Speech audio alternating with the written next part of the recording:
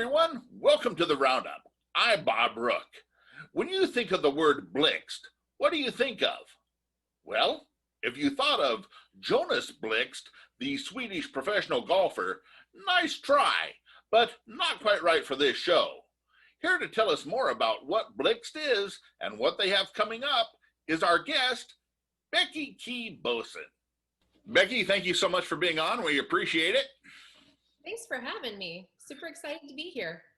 Tell us first, what is Blixt? So Blixt is a nonprofit organization that grows goodness with the arts, which means that everything that we do connects back to arts-based learning or engagement or community building. Blixt is very target-oriented. They have special missions and that kind of accompany everything that they do, and that's one thing that I like about them. Tell us a little bit about that and how you come up with those ideas. Our projects often have both an artistic and an educational or engagement component that goes alongside of it. For instance, we have a project that is in partnership with the Nebraska Community Foundation called The Dream Switch, which starts with an original performance by Andrea Von Kampen. David Von Kampen and I wrote the music for it, but it's all about what it means to be a young person deciding whether or not to stay or go, whether or not to stay or go in Nebraska. Is this going to be your home, or do you want to leave and go somewhere else? And the idea is that we're encouraging young people to bring their talents back to the state, and we want to retain that great talent. The late great Henry Blanky said to me at one time, he says, it's easy to pack up and go join a theater group someplace else, but it's much harder to do it at the root of where you were born at and to create the art, but it will mean more when you do that. And so I am in total favor of what you just mentioned, because I've done it for 30 years now, trying to create the art and also showcase the great talent that we do have in Nebraska.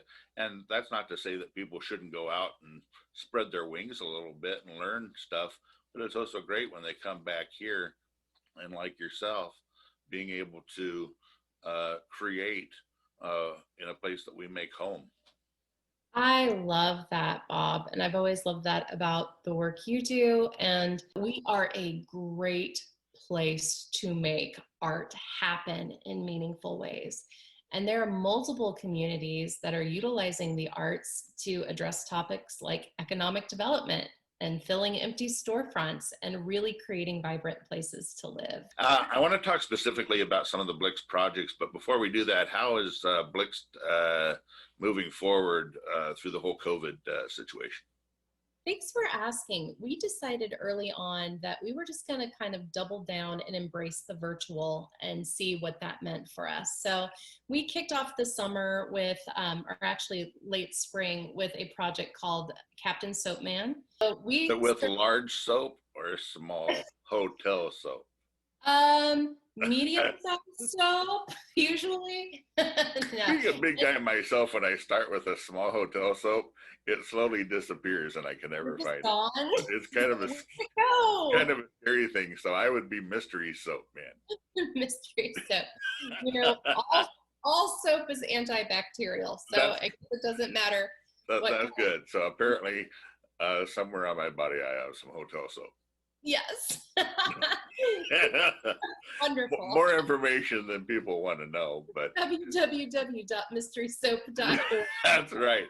If you find the soap, you win a prize. That's right. That God, that'd be terrible. That is the prize. I wouldn't wish that on my worst enemy. And I hope I find it tomorrow. Yeah. I saw that project. I thought it was really well produced and really well directed. And I know, man, people don't realize how difficult that is to put something like that together, and the editing process that it takes. I mean, man, I had total kudos for that project. Thank you. Well, something that we've gotten better at over time is not doing everything ourselves. We can do some really cool things because there are people who know things we don't. So we were lucky to pull in that team. You're doing several projects at once too, I noticed. I mean, you're not just huddled down to one particular project. Tell me about the the goodness stories. I want to know a little bit more about those. So, Goodness Stories is a fun new project that really started from my background as a playwright. A lot of the plays I write deal with real people. And so, for a decade now, I've been interviewing people about their lives. I also work, and Petra and I, through Blix, work as consultants throughout greater Nebraska. So, a lot of time is spent just building relationships and asking people questions. And over the course of doing that, I really started to feel privileged to intercept some of that information. It's so cool to ask people what they're dreaming about, what creativity means to them, what they're looking forward to in spite of the pandemic, and see what kind of answers you get back. So, because of those experiences, we decided to create Goodness Stories, which essentially allows us to interview a person for about an hour about all kinds of stuff, usually kind of lighthearted, but some of it's really meaningful too. And then based on that interview, we give the person back a transcript so they have a written oral history of what they've said, but also create a piece of artwork, a word cloud that includes a compilation of their quotes, and we frame it and send it to them. Nice. Yeah, it's a That's little, neat. it's offbeat, but it's fun. And what we're finding is, you hear from people all the time who love creativity, but also when it comes to gift giving, like there are people who just don't need anything, right? Or who don't want anything.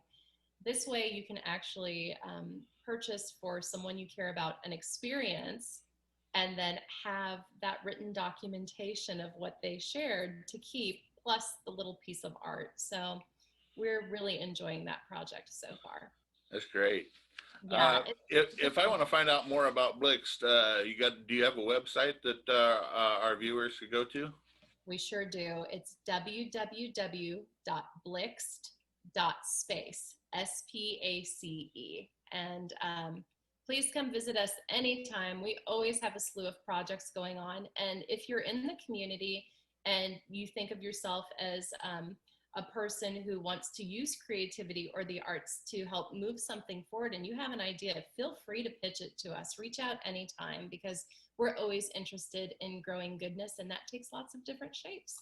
And the best way to find out is to go onto their website, and I bet they will have that. And I'm sure that your folks are alive and well on social media too. So yeah, please follow us on Facebook, Twitter, the Instagram. I'm not cool enough to post on some of those things very well. So I enlist our younger helpers sometimes. Nice. Well, you're doing good work, young lady. Keep up the good work to you and your team, and I appreciate you being on very much. Well, I appreciate you. Thank you so much, Bob. And now here's the roundup. The Mary Reitma Ross Media Arts Center has reopened. There's a variety of films taking place, so log on to their website, theross.org, to find out more. Enjoy some visual arts at the Lux Center for the Arts. There's a variety of exhibits taking place. Log on to their website at luxcenter.org for more information. The Lincoln Municipal Band continues their concert series. This Sunday night, it's called Stars and Stripes, Red, White, and Blue Salute. That's at the Antelope Park Band Shell. The Farmers Market continues in Lincoln's Haymarket on Saturday morning. Gallery 9 also offers some wonderful exhibits. They're located at 124 South 9th Street, and their website is gallery9.com. And Acoustic Crossroads performs at the Capitol View Winery and Vineyards Friday at 6 p.m. And that's the roundup.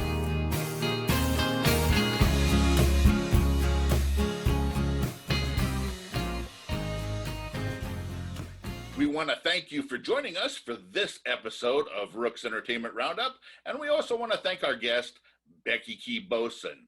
Just a reminder to please subscribe to our page on YouTube and to like us on Facebook. Until next time, everyone, have an entertaining weekend.